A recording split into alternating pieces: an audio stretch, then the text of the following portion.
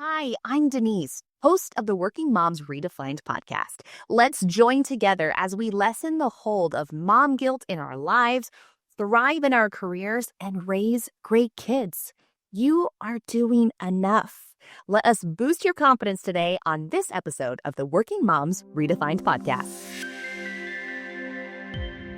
Working Moms Redefined is a podcast all about removing mom guilt and empowering women and men alike to realize you are doing a good job, whether in your career and or at home.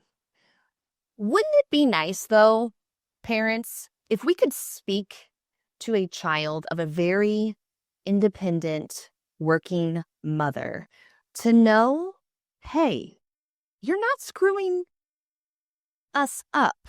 I don't know about you, but if Sydney, age 8 at the time of this episode, could tell me like, hey, I'm going to be okay, Mom. What you are doing now is not going to scar me for life. It's actually going to help me be a successful, direct, yet kind woman who contributes to society in a way that you don't even realize that can be done. If she could tell me that right now and look into that magic ball, I would feel like, man, what a weight lifted off as a parent.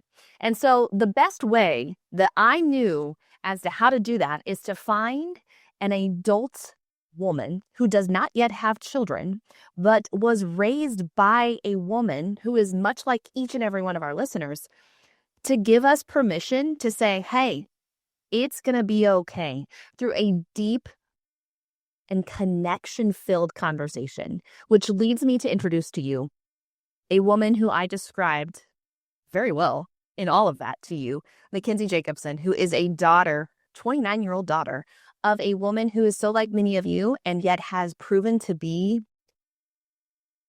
dare I say, more than even her mother could have imagined as a working parent who is eventually going to start a family when things decide to go that route.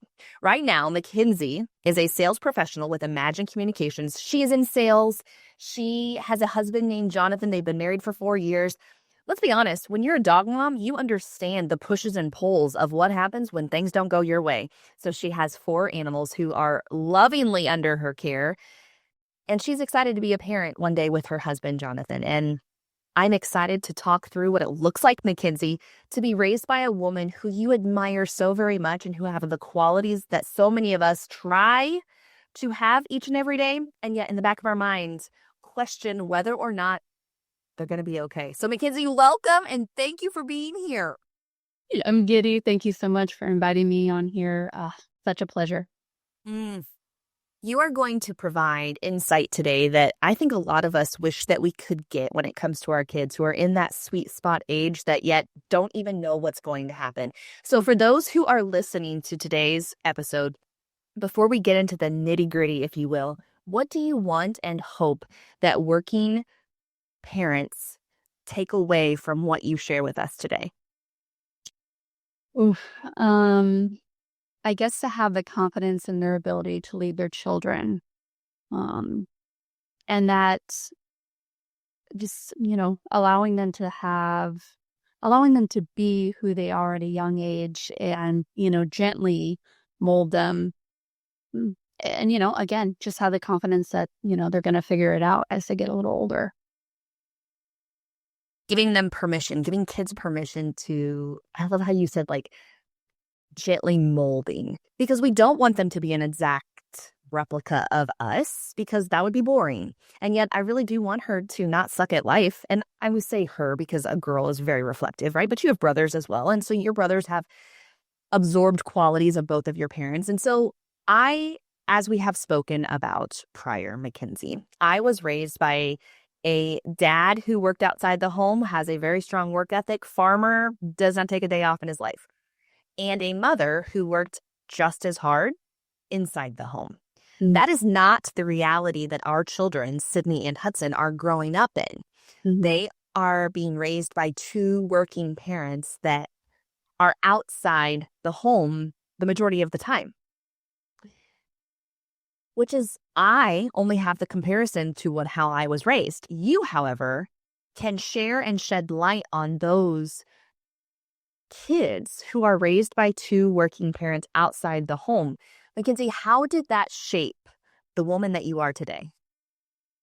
Oof, yeah. So I guess I'll start from, the type of mother I was raised by, who's been in the field for over 30 years as a nurse. But more than that, I was raised by a woman on a farm, right? Surrounded by love, discipline, and like deep rooted work ethic, right? She had a wonderful childhood, carried big dreams, and just wanted to, do more as she got older, experience life to the fullest, and, have great success to create opportunities for her future family, right? So set us up, my brothers and I, to be able to have the opportunities. That ambition, I would say, paired with the grounding upbringing is something that she passed down to me, right? Um, and you're absolutely right. I did have both working parents, so I am split right down the middle of my mom and dad. My readiness, my strength, my drive, I mean, that really comes from my mom. But my patience, calm, and thoughtfulness comes from my dad. And, together they gave me that balance, right? That I carry in every room. It's, ready to lead, but also ready to listen. And I think as I watch both of them, kind of have the nurse role and then the sales role, I got to see, I guess emotional intelligence, communication skills at the heart of it, patience for others. I mean, a lot of strategy is in both of those worlds. I find it interesting the way in which you described your mom and the way in which you described your dad. And then you did not establish a second time that you got your caring and your nurturing from your dad and the other things you got from your mom. Your dad was not the one as the nurse. Your dad was actually the one in the sales role. How do you feel like you show up with those parts from both parents in you in your sales role? I would have to say, going back to the introduction piece of it, being in sales in a broadcast technology space, which is a male dominated industry at its heart of it, right? I mean, I personally have never sold to a woman. So I've never had, I've never had somebody just that emotionally charged on the opposite side of the table like myself, right? Um, and I navigate the high stakes negotiations and support some big names in the media industry and faith-based broadcasting space, right? And in order to walk into a room full of men who have had years and years of experience, and I'm in my 20s, going in there to support them, I draw a lot of that confidence, my voice, my backbone, everything that my mom, made sure that she represented or that she showcased as I was growing up, right? She always told me, speak up for the things, right? Don't let anybody ever belittle you, I guess, is a good way to put some of that. As a working mom, I want to know the best ways to help Sydney and Hudson show up in life like your mom has raised you to show up in life as.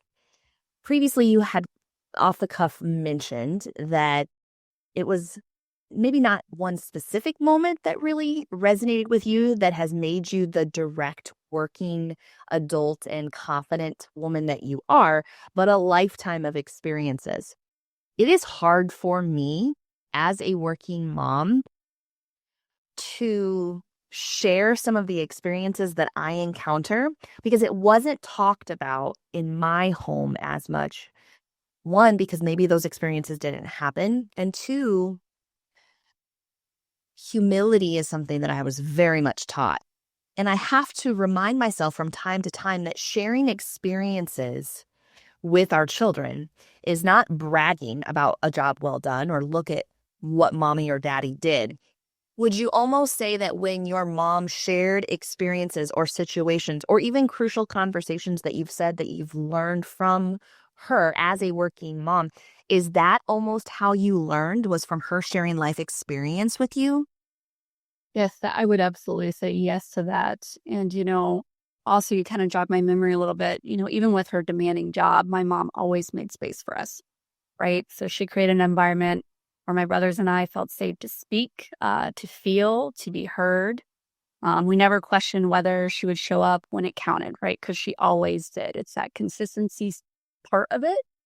And that emotional safety really grounded us, and kind of built that bridge for strong communication from childhood to our adult years. You shared that having a safe, open space to be able to freely communicate so that your thoughts and feelings are heard and that you can voice them. And sometimes, let's be honest, even push back and share that you don't agree with something, probably more so at an older age, if you will.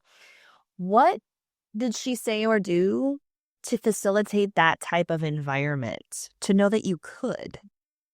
Yeah. So I think back to getting off the bus and walking in the front door. My mom worked the weekends because my dad would travel Monday through Friday.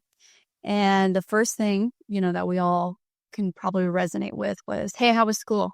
What'd you learn? Why aren't you talking to me today? What's going on? It was those subtle check-ins. Again, I go back to consistency with her. She always made sure to ask how we were feeling, if anything happened, how so-and-so. She did a good job of staying in tuned at every age, with what was going on, right? Because when you're younger, you're getting new friends. When you're in middle school, you're getting that cell phone and, you're on Facebook, all the socials, you're starting sports. And you're in high school and you have some drama or, maybe you don't because your class just gets along. Great, right? Um, so yeah, she just did a really good job of checking in with my brothers and I. Hmm. Were there moments that, whether that was before bed, like you said, when they got off the bus, did you guys have time at dinners? Was it before you went to bed? Were there moments where you felt like, man, my mom is super focused on me, and that connection really held a weight in your mind that you wanted to pass on and carry on with your children?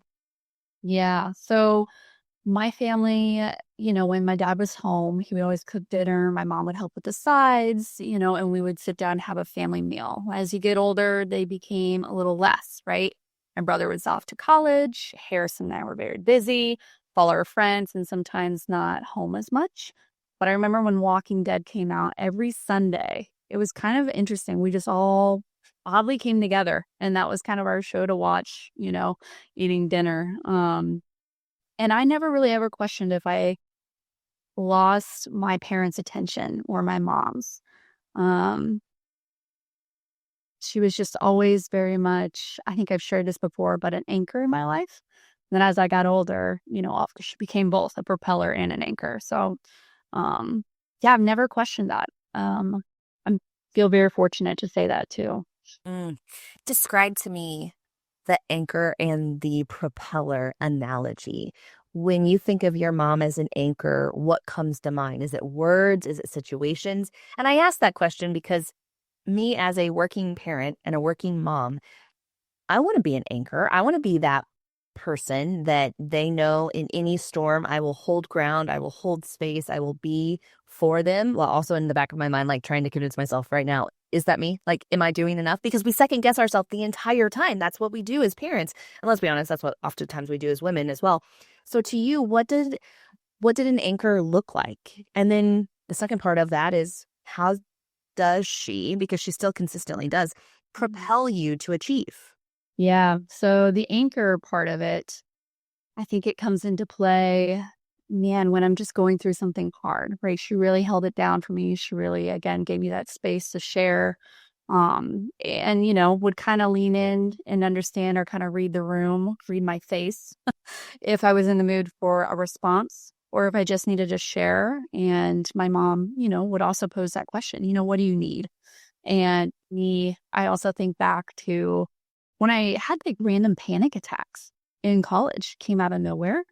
Um, it was something that I was not used to. And I was actually getting ready to graduate with my bachelor's. And I was behind the curtains, standing next to my friend. And I had that fight or flight turn on in my body. And it was so abnormal to me. And I remember, texting my mom and she came behind. I mean, she's not supposed to be there. She came behind the curtains to stand next to me and she can see I'm flustered, right? And I was like, hey, I think we should just go. I mean, I really don't need to walk, right? I'm conversating with my mom. And she's just like, hey, you know what? You can do this. You can do this. It's not a big deal. everybody's here to watch you. It'll be done, in like less than no time. But I just couldn't get there yet. And then, it's that art of knowing what your child needs to hear. And so my mom was like, hey, get yourself together. You're going to walk, knock it off, right? It's so like, and that's what I needed to hear. I needed to hear that I'm not going to run. That's not an option, right? That fight or flight. I'm going to stay right where I'm at, right where I am, right where my feet are, because I know my mom is right there, as is all my family, right? And, I was walking right next to my friend too. And do you know, when we walked to those aisles of chairs, she was the last seat and I had to start a new row. And it's like, I remember looking to the audience at my mom, and she was just like, she breathed in through her nose and then made the sign to breathe out, like, relax, I just can't explain it. And that was probably my last time ever experiencing something like that. But that right there explains both the propeller and anchor, She pushed me to continue forward with the plan and then anchored me to feel, safe where I was. I love that visual. While also, I think sometimes as a working mom, we think our kids have to have it all together all of the time, because deep down, whether you want to admit it or not, there is an element, if you will, of when my kids show up a certain way, they are a reflection of my parenting. I have definitely lessened that a little bit because of Hudson, and we are very different. And your mom realized that once they get older, you're going to have your own emotions and your own feelings, and that's okay. So giving you permission to do that and space to not be okay, which is really hard, because sometimes we want to stop. We want to stop it. And in this moment, she was needing to stop it because this was something that you had to be done. But in the moments when she didn't need you to stop having sadness or anxiety or fear, she allowed you to have those emotions and not make you stuff them down, because that's, quote, not how we act. That's hard. Mm-hmm. Did she ever share her hardships and negative emotions, if you will, with you in moments that she was experiencing? Did you see her basically have hard times or breakdowns or anxious moments? And if so, did that help you realize that it was okay to experience that? I would have to say it wasn't until my adulthood where I saw a little bit of anxiousness come from my mom, which, when I was going through that, it shocked her, right? Because I had never experienced anything. I mean, I couldn't even talk to the doctor because we were checking for everything, right? And in this time, it shocked me to see her feel anything less than who she is. Do you wish that maybe she would have shown you those moments where maybe she had previously struggled, for you to know that it was okay? I want to say, growing up, it's hard to leave things at the door. I just really don't believe in that saying. I used to, but then when I got older and, I had more, experienced life a little bit more and got married and had all the careers, right? Responsibilities. That is so hard, right? She would come in through the door and openly say, hey, I've had a really hard day. I lost patients, I've been with, the families. And so she would equally be okay with showing up just as she was, right? And I think, again, because she modeled that, us kids were able to see that. And then, she gifted us the opportunity to do that as well, right? So I did see a little bit of it. When I cry, or when I like to think of it as like a little bee that just buzz, buzz, buzz, buzz, buzz around.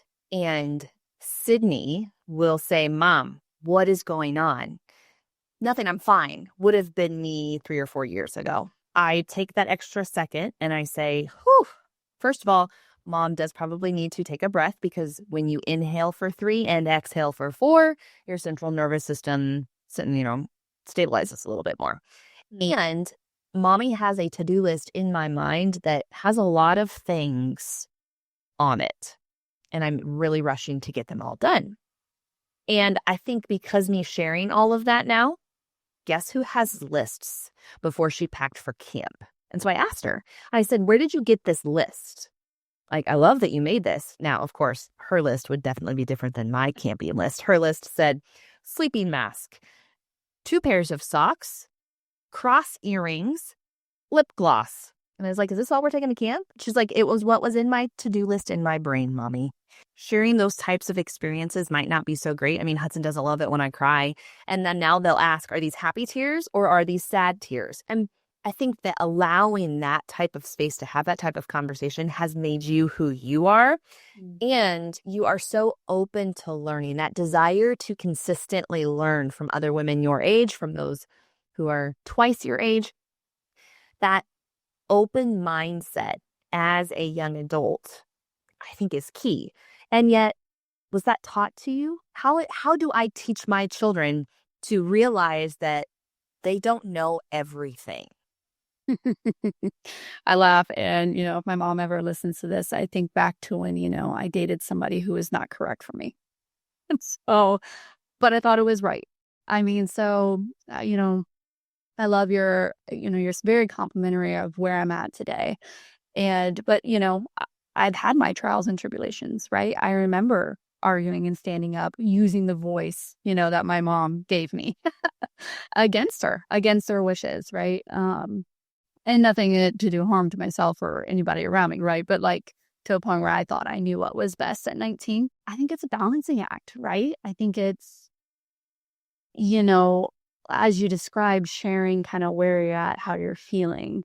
I think when, a kid or when I was, juggling things and making big considerations, is a parent staying interested and still allowing that child to kind of lean towards what they're wanting. And, if a parent feels strongly about it, let it rip. I mean, my mom did, right? But then, of course, my dad was calmly in the background saying, but do what makes you happy, right? It's a two-way, or not a two-way street, but it's that balancing act, I guess, is what I'm trying to say again. I appreciate that because sometimes I feel like I can be a little too extreme, and some might say controlling, and that's okay. Because we're able to have conversations that lead to more open spaces, kind of like you refer to. I want to make sure that we take time to give the listeners credit. I would almost assume that a lot of you are already doing some of the things that we talked about. Creating a space where feelings and thoughts and emotions can be expressed by your children, realizing that, hey, they are not a full reflection of my parenting or the lack thereof. They're their own people. We don't want them to be just like us. And yet there are things that I don't love about myself as a parent, and I am working on. But there are things that I really do appreciate and admire about myself as a parent.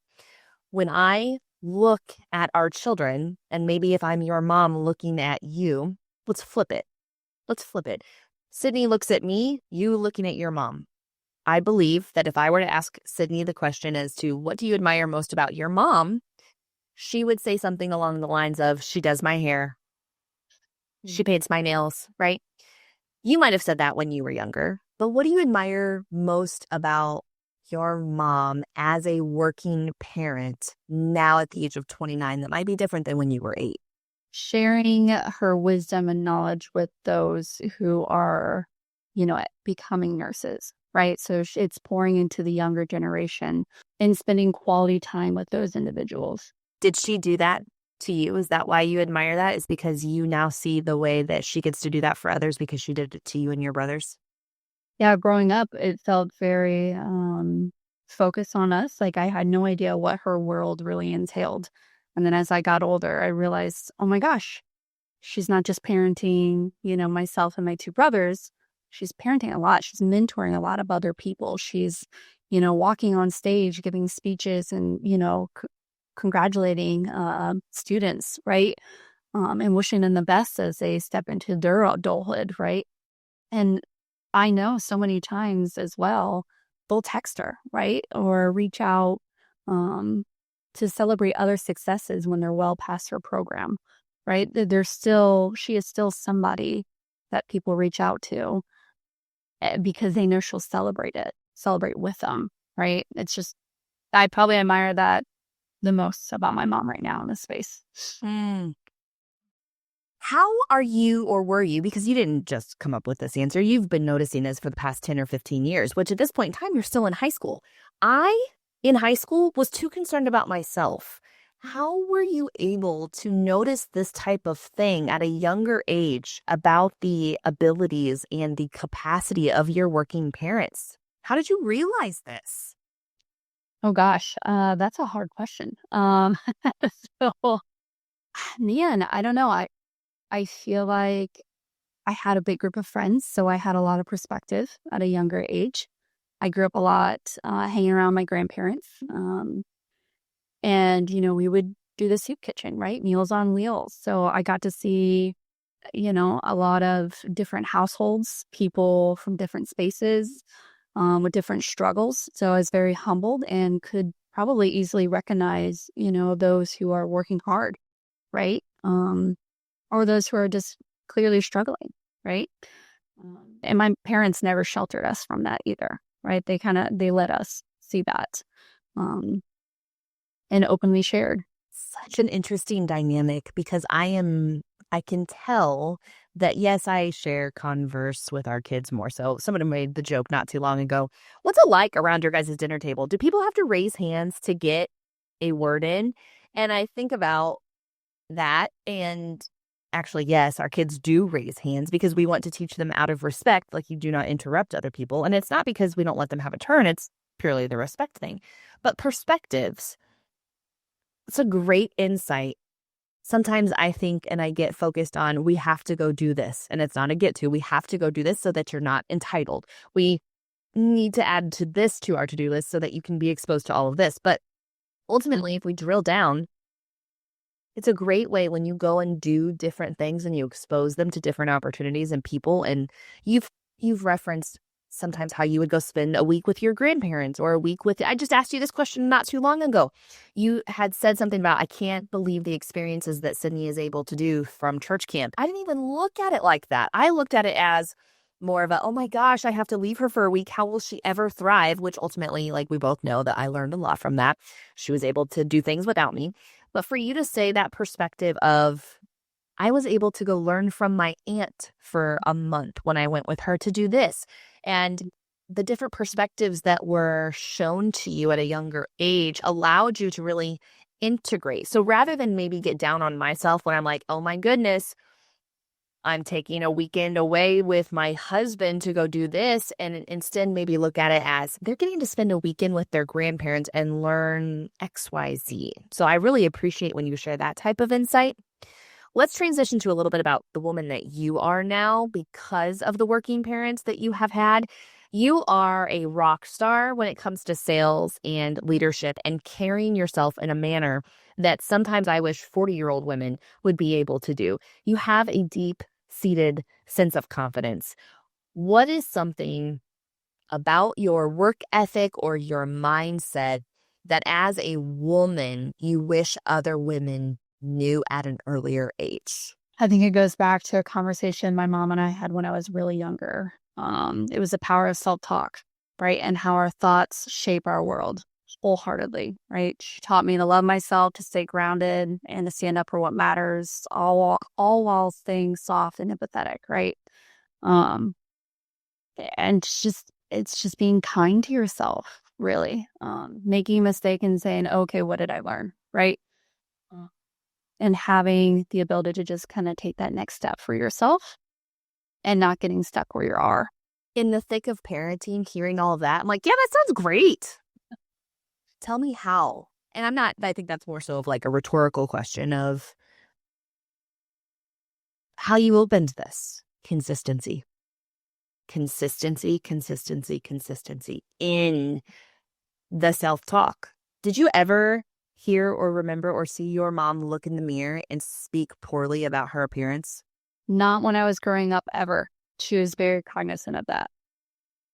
And I remember her correcting me several times too if I ever said anything about myself, right? Whether it be, my hair looks weird, I've got pimples, whatever it is, right? Yeah, no. I would say in my adulthood, I feel like my mom was a little bit harder on herself. And as that child, I corrected her on it. I said, hey, I'm still listening and watching you. It comes full circle, right? This child right here is going to check you one day. So you got to hold the line. When it comes to confidence at work, how do you show up in a way that is different? I'd have to say the confidence in my role today really comes from me showing up prepared, having the willingness to learn, hear different perspectives, with also the ability to, if my opinion or my idea I feel very strongly of, it's crafting, it's having the confidence to share that with my colleague or teammate or, customer, being that guide in a way. And yeah, I guess accomplishing that again comes down to being organized, being aware of the project at hand, those around the table, again, having that emotional intelligence and understanding personalities, right, that are also in the room, right? Knowing the audience, I guess, is a better way to say that. So all that comes into, the pot, right? when trying to lead with confidence in this role that I'm in today. And to think that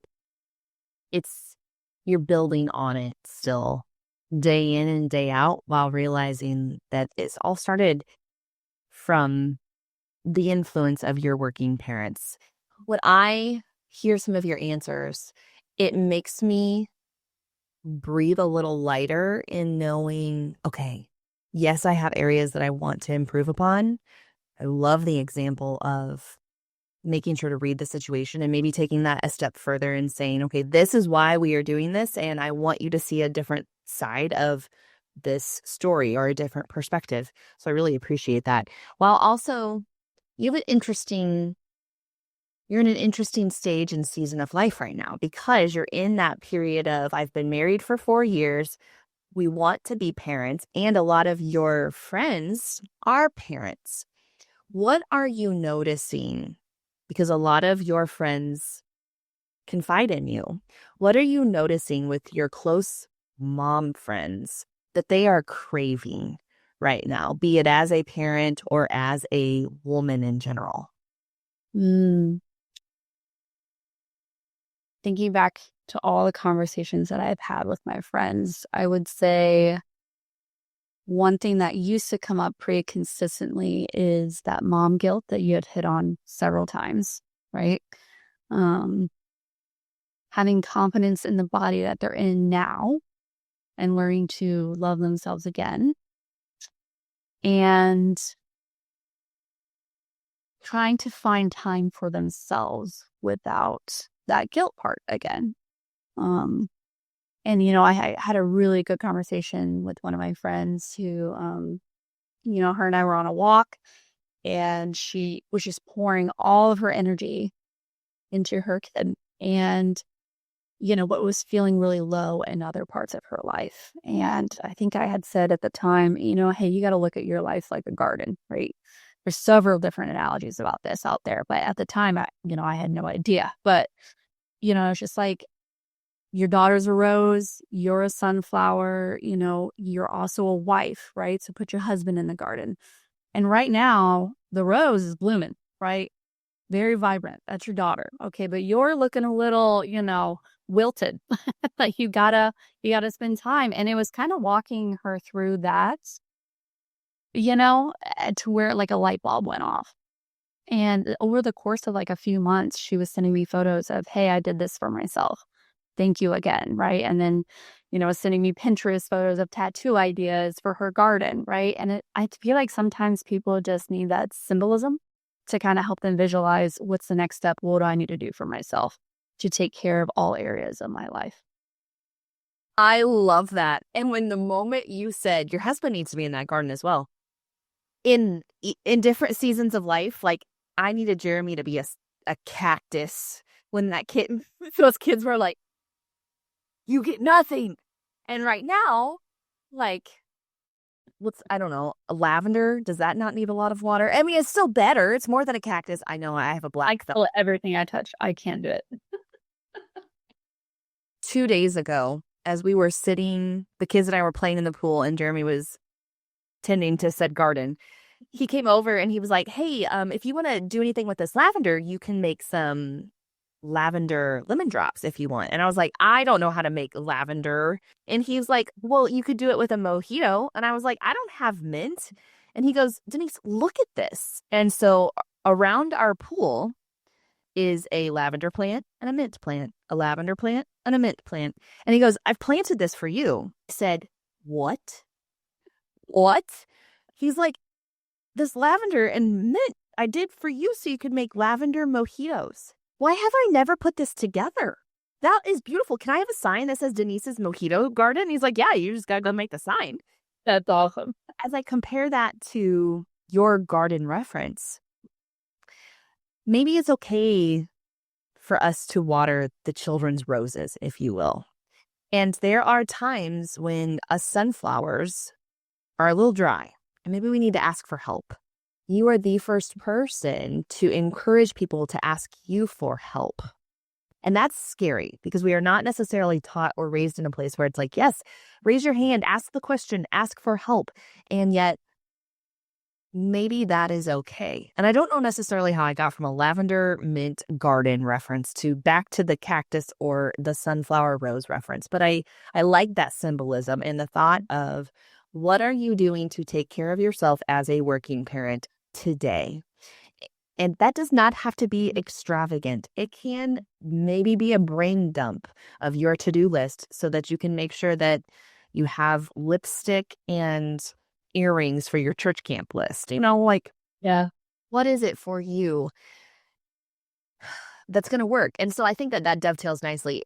Is that where you feel like women, working moms specifically, are the hardest on themselves, is managing that mom guilt and taking time for yourself? And then the next question is, yes, probably. What would you say if I could have a Mackenzie on my shoulder as a byproduct of a working mom and one who is in friends with a lot of working moms in today's season of life, what would you say to us to keep in the back of our mind? Ultimately, just to be kind to yourself, and that it's okay to ask for space. It's okay to not be there 24/7. It's okay to take 5 minutes. It's okay to take a shower by yourself. It's okay, to want to read your book, for 20 minutes, right? And for those with a supportive husband in the picture, or, significant other, you know, you have to build that comfort level up of asking for what you need. And so that I would just be that advocate for that. Asking for what you need with your partner is something that I had struggled with, and I'm doing much better, but I struggled with it a couple years ago. What would you have said to me 2 years ago? Mm, I have been in this position with several friends, and I always it kind of made me think about two things. One, how blessed I am with John. Right from the start, I knew communication is going to be key. Let's get this foundation set, right?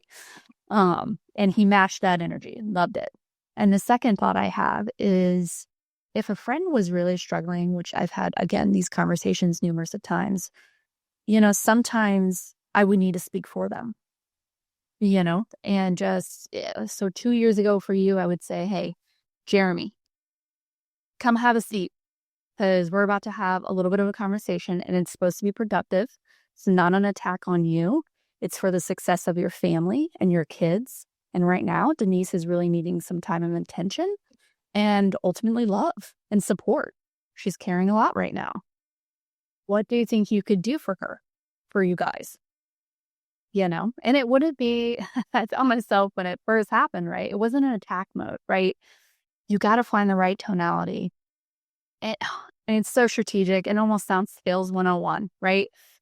It's about, again, I go all the way back, knowing your audience, knowing how to talk to your person, right? And knowing how to speak up for your friend if they can't do it for themselves. Mm. Find yourself a friend like Mackenzie. Find yourself a person who will speak for you when your voice is quiet. That's a great way.